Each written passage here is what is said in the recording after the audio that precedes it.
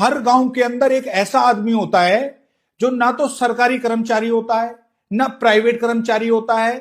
वो सिर्फ और सिर्फ जेई साहब का गोद लिया हुआ कर्मचारी होता है, जिसको गांव का लाइनमैन बोलते हैं।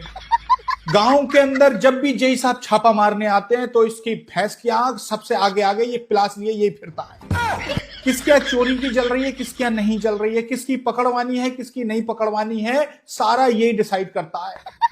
अगर आपकी इससे लड़ाई हो गई तो समझ लो इसकी भैंस की आंख अगला छापा ये आपके घर पे लगवाता है।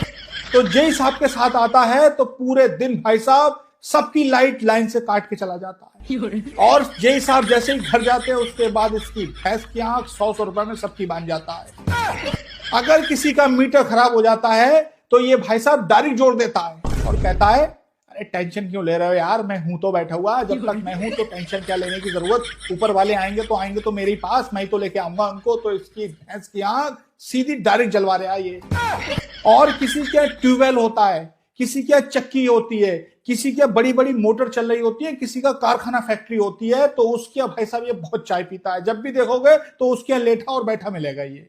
और अपनी गाड़ी पे बिजली विभाग तो ऐसे लिखवाता है जैसे एसडीओ साहब इसी को रिपोर्ट करते हो।